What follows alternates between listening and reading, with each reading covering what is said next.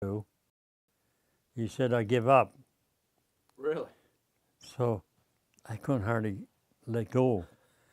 Get off that drive shaft. I was You were hanging on the drive shaft? Yeah, laying down underneath that truck, And I couldn't quite see him, but he stood back far enough. I bet he seen me get under there. So, He wanted to surrender. Yeah, I sort of froze under there, I went out. Then we heard our machine guns. Mm-hmm. They were chasing them back. Coming back. So he says, stand between me and the door. Because he said, somebody comes in there, they'll shoot me, see? So did he give you his gun then? He gave me his gun, yep. That's where I got my Luger. Yep. Really? Yep. Was he an officer? Lieutenant, yeah. Lieutenant, yeah. And he said, I don't want to die. He said, it's foolish. Why should I die? A lot of them had that same idea, Wow. So you turned him over to the company? No, before I said, can I have, he said, you can have my Luger here. And I said, can I have your dress knives, Yep. Well, I got one dress knife, and by that time, the guys was coming in the door, and they took the other mate to it, and I didn't. But later on, I got a different color one. You still have them? You still have your Luger? We did. We gave it to the family. All took what they wanted. Oh, okay. Yeah. Wow, man, that's incredible. Yeah. So at that point, then.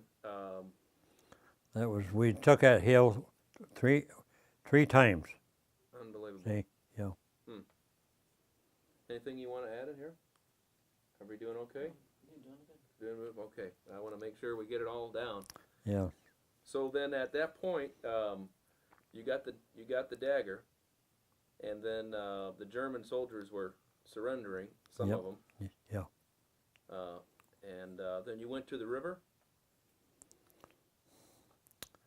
Reeser River, yeah. After that, we went to that river. That's the one that I didn't know was out of the front lines. I couldn't find that one. Oh, okay. I didn't know it, but the officers out in there, they got a ration of 1 or 2 bottles of wine, and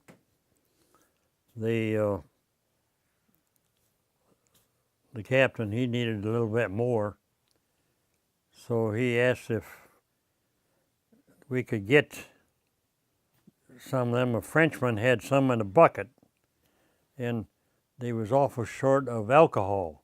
Mm-hmm. Our medics,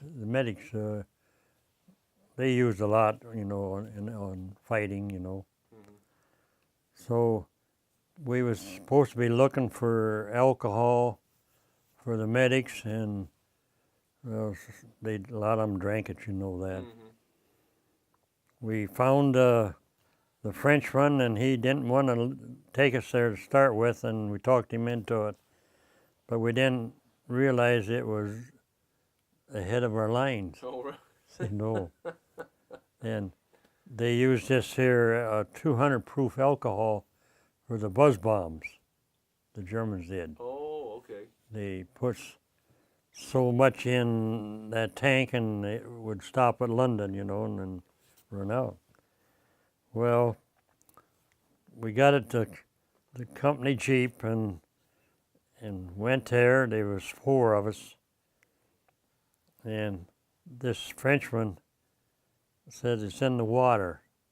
It's in steel drums, and they was about half the drum full. And we got this here one out, and I heard there was a metal building a little ways from this water, and I heard the door slide open. It was like a barn, Mm-hmm. And sure enough, I seen it get dark. The strip was getting, and pretty soon we heard a couple rifle shots. So I told the Jeep driver, I said, man your gun there, you know, and he said, I don't even know how to load it. He didn't know how to load it. Who was it? The Jeep driver. Oh, he didn't know how to operate the 50 cal? No, no. So after doing this all the time, getting it going, I got it going and fired a couple shots, and you could hear it hit the tin over there. He disappeared. And we took it back, and then the next day I had to take 4 officers on one Jeep and a couple on another Jeep, and they said, this is ahead of our front lines. We didn't know it. Did the Frenchman know that the Germans were in the barn? No, He didn't know. no. He didn't want to get killed either. Yeah. He didn't want to. Yeah. Oh, wow, man alive. But And so that leads you up to your third wound, when you got wounded the third time. That was in Vire? Vire. Every day you stop at different times. See, they wouldn't try to keep the line for miles long. They try to keep it straight as they can. So a lot of time we'd stop 2 o'clock or 4 o'clock, 3 o'clock. We came to a sunken road and nice field, little bit of a grade, you know, and there's fence over here, and we stopped there, and then we dug in.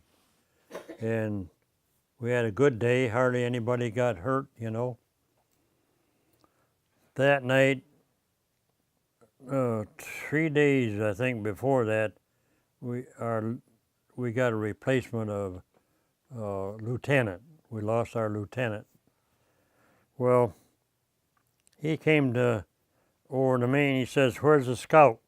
I didn't see the guy before. I didn't say nothing, and that kind of made him mad, and so he kept asking, where's the scout, you know. Finally I said, here, and he said, I want you to go up and see what's in that sunken road. And I said, we know what's up there, the Germans up there, see. And there you can talk to an officer, even a colonel if you want to, up there in battle. It's different talking. Mm-hmm. Well, I really made him mad. I said, I'm not going, and don't have to. And he come back again, and about the third time he said, I'll court-martial you if you don't go, see. Well, then next time he come, I said, well, the rules are you're supposed to have 2 scouts. And we lost our first scout the third day. Well, he said, I'll court-martial if you don't go. And I said, fine. I said, then I hope I get 6 months and I'll be alive. 6 months and you'll be dead, you know. And, oh, that made him worse yet. He's fresh off the boat. He took his training in Bowling Green, Ohio. 90 days, and they got a commission. See? 90-day wonder. Yeah. Yeah. So he had just come in and replaced that lieutenant you had before. Yeah. How hard was it with replacements? Was it were they always a tough challenge? Officers was, yeah. Really? They wanted to, like him, he wanted to go by the book. Mm-hmm. See, he was taught in that short time in the book, probably was right, you know, but we wasn't doing it that way.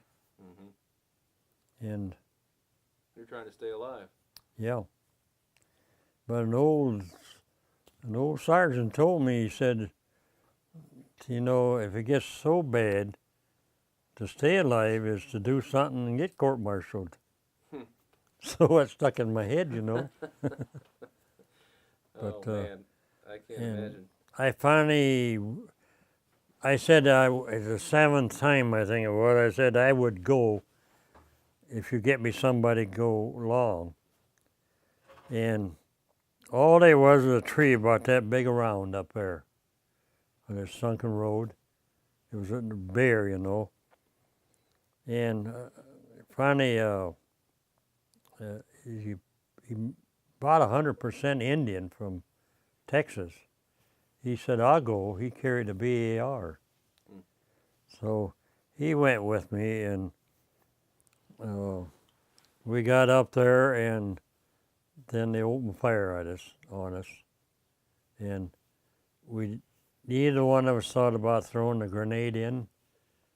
And they'd fire a little bit ahead of you, and then they'd run down that way and fire a little bit, and then they'd go the other way. And the first bullet took my helmet off, and it rolled. He was taking cover on me, and it rolled back my back, and it hit his helmet, you know. Really? Steel helmet. And he yelled, he said, I got hit, you know. And I said, give me my helmet back. And Oh my. then What's that, a sniper or something down there? there was 2 or 3 guys over there. We could hear them talk and laugh. How far were they? Oh, twice as far as this corner. Really? That Yeah. close? Yeah, we were right up there. And so then he shot again, and he shot me in the shoulder, and it went down my back, you know. So I couldn't use my right hand. So then the next time they went to the other way, you know. We wasn't doing nothing. We was taking cover, what we could. Then they got me across the back, I think 5 times. Really? Just tore up the flesh, you know. So You were in a prone position at that point. yeah, You were all the way down. That's why they got your shoulder yeah, back. and there was no cover. The tree was probably here to the corner here. I mean, we couldn't get behind that, but it wouldn't have helped us too much. But So then- how'd you get out of that? well, I got to thinking. I said, "You got any grenades?" And he said, "Yes." And I said, "So have I." I said, "Why didn't we throw them?" I said, "I could throw to my right, you know." Mm-hmm. I said, "You throw to the left." And then I said, "Get up and run back." So I threw mine, and he threw his, and I got up, and I got about halfway. He was still laying there. He didn't get up, and I went back a little ways, and I yelled to him. I said, "Come on in, come on." I said, "Get out of here, see." Did you wait before it went off, before you started to run? No, I threw mine, and I got up, and Really? because we'd hold them 3-4 counts, you know, and then throw them. Oh, okay. That's what you do. But then I got back. This lieutenant made me mad. He really, I got a little too mad. And the captain knew about it. And my captain wouldn't say nothing to me. He really liked me, and my sergeant, and they'd come up, and he said, "You're making that guy mad, really mad, you know." And I said, "Well, we're not supposed to be up there. The artillery will be firing, you know, pretty soon." So So it you was. came back wounded, and he was still mad at you? No, I pulled my Luger out of the pack, and they thought, sure, I think I would have shot him. See, Really? I was really mad. Because you knew what was going to happen Yeah, before you went up there, but he still made you go up there. yeah. I shouldn't have got hit. And But you knew that there was a good chance you were going to get hit. And how many times did you get wounded in that instance? Well, I got How many times you get hit? one slug they had to Mm-hmm. operate and take out, and the other 5 just went flesh. Oh, okay. And I was Could have just paralyzed you. laying. Well, if I couldn't have laid the other way a little bit, I probably would have got my spine. See, Mm. but it went to my spine, and I was just laying crooked, you know. Mm-hmm. And So you went back and confronted the lieutenant at that point. he was there when I jumped over the little fence. They was all there. They were all coming up behind you. Our men was Yeah. there where we had our trenches dug in there, and slit trenches. But He didn't want to go. He wouldn't go up himself. no, he didn't have to. See, he Mhm. wouldn't. But Wow.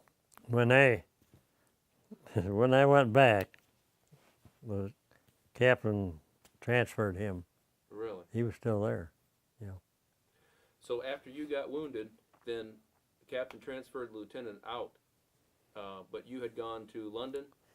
Yeah, they flew me to London Hospital, and I was there about 2 weeks, and I was getting worse. They put sulfa drugs on both ends, up here and here, and every day of the English gave us the aisleway in the big hospital, and nurse could have 11 soldiers, and she took care of the 11 soldiers, and we was in there, and every morning the English doctor and 2 American doctors come through, and it's hard to understand the English guy, but he told them to open that wound up or it would cause trouble. And they said, oh, we use sulfa drug all the time. So I was getting worse. The American doctor told him to uncover it. The English said you better open that wound up, let it drain. Oh, they were telling that to the American doctor? American doctors, Really? yeah. Because we hadn't been dealing, well, apparently they didn't know what they were doing. They said they used it a lot, the sulfa drug, but I don't know what